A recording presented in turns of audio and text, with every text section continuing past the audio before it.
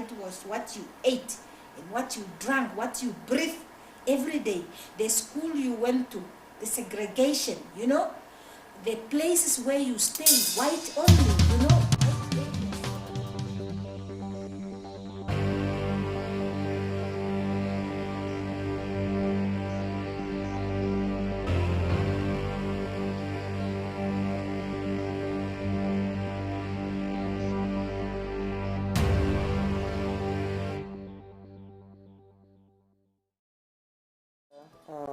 Do we have voluntary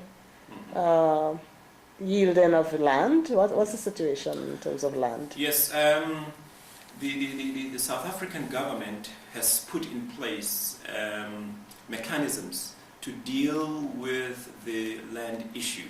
Just to give you a bit of background, the apartheid regime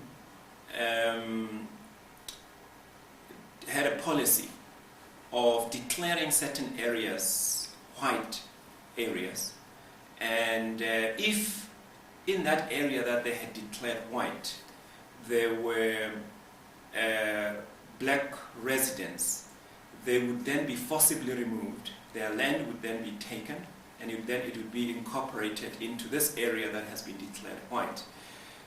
So this has been happening right since 1948. And just to give you an idea, the blacks who are in the majority in South Africa, by the word blacks, I'm including Indians, coloreds and so forth. They occupied, or legally, or in terms of the law made by the apartheid parliament, they were entitled to occupy only 13% of the land, and the rest belonged to whites.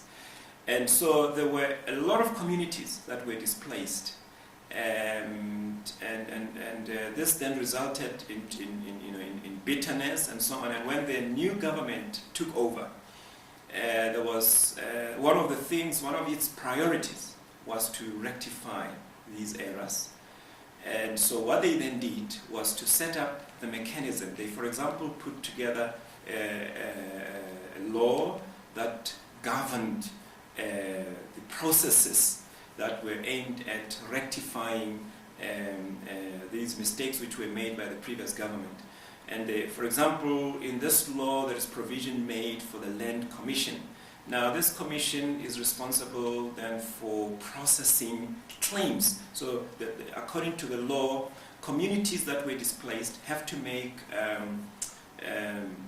claims. They've got to put in claims for their land, and these are submitted to this commission. This commission then investigates these claims, and then the final decision is then taken as to what's going to happen, how the people will be compensated. Now, it's a very difficult process because in some instances these lands have been turned into prosperous farms, and there's a lot of agricultural activity taking place, right, and so on this land. And so in some instances there are people, the current owners are resisting, but there are others who are saying, well, we acknowledge that this land was not acquired correctly, and they are prepared, the government at the moment is prepared to buy them out.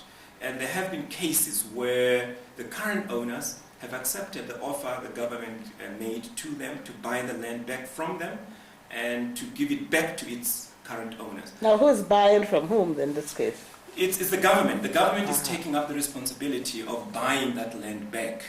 In some instances, negotiations are entered into with the previous owners of the land, and in some instances some communities opt for monetary compensation rather than be relocated to the land, and this is governed by a whole lot of factors. In some communities you find that the current owners are still steeped into the old apartheid tactics, and you know, for example, in areas such as Ventersdorp and so on, which are right-wing strongholds, you find that there is a lot of resistance, and unfortunately you would find that there are people trying to sabotage the process and so on. So, but the government is determined to go ahead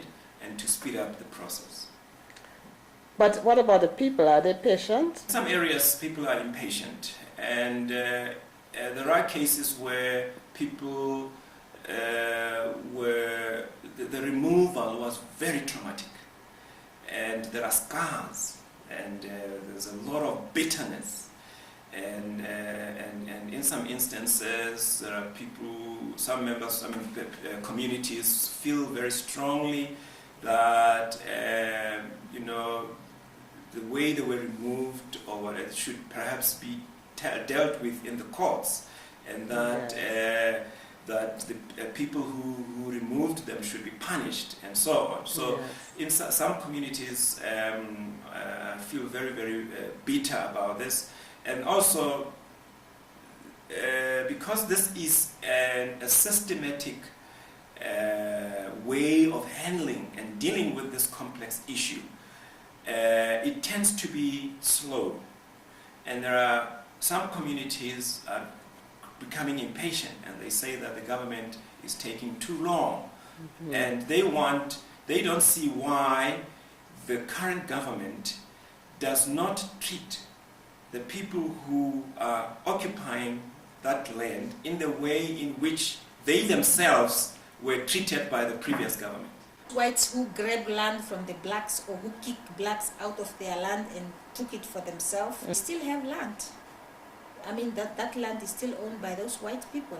I'm not so sure whether I can compare the land question in the Namibian case with that of Zimbabwe. Political misappropriation of land, it is the same in character.